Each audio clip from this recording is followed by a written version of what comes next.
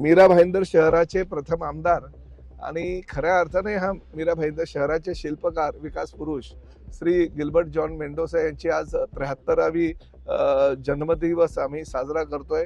मीरा भाईंदर शहरातील अनेक जाती धर्माच्या लोकांना एकत्र घेऊन पुढे नेण्याचं काम गिल्बर्ट शेठ यांनी केलेलं माझे ते मित्र होते आणि त्याचबरोबर मीरा भाईंदर शहरामध्ये ज्या काही समस्या यायच्या त्या हक्कानं ह्या शहराचा आमदार म्हणून माझ्याकडे सांगायचे। मला आठवतं आहे 2009ला गिल्बर्ट शेठ 145 मधून आमदार होते, 146 मधून मी आमदार होतो, पण 5 वर्ष ज्या ज्या गोष्टी त्यांच्या माध्यमातून माझ्या मतदारसंघातील काही असतील तर ते मला हक्कानं सांगायचे आणि त्या मी पूर्ण करायचो।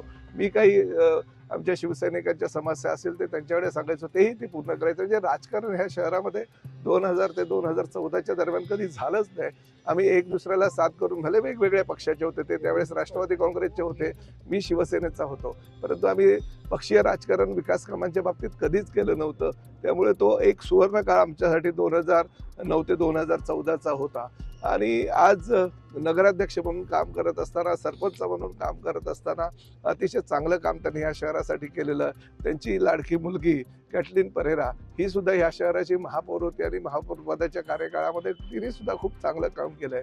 आज गिल्बर्ट शेठच्या माध्यमातून काहीतरी शहराला द्यावं असा माझा मानस होता आणि आजचा दिवस मला मिळाला। हे ट्रॅफिक गार्डनचं काम पूर्ण झालं होतं आणि वाहतूक कोंडी किंवा वाहतुकीवर काही समस्या जर असतील तर त्या कशा मात करायच्या म्हणून ट्रॅफिकचे आमचे काही पोलीस असतील, RTOचे आमचे अधिकारी असतील, शालेय विद्यार्थ्यांना महाविद्यालयीन विद्यार्थ्यांचे या ठिकाणी धडे देतील। काही जर सिनियर सिटीजन्स किंवा काही लोकांना अजून काही शिकायचं असेल त्याचे धडे दिवाळीच्या सुट्ट्यांमध्ये देण्याचा आम्ही प्रयत्न करतोय।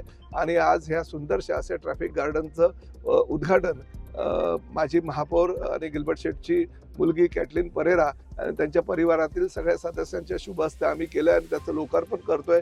परंतु एक गोष्ट मात्र नक्की की ट्रॅफिक गार्डनच्या माध्यमातून सर्वसामान्य जनतेला मीरा भाईंदरच्या याचा खूप फायदा होणार आहे। राज्य शासनाकडून जो काही निधी मीरा भाईंदर शहरातील सगळ्या उद्यानांकरता 50 कोटी रुपये आणलेला, त्यातील हा काही निधीचा वापर ह्या उद्यानासाठी करण्यात आलेला आहे।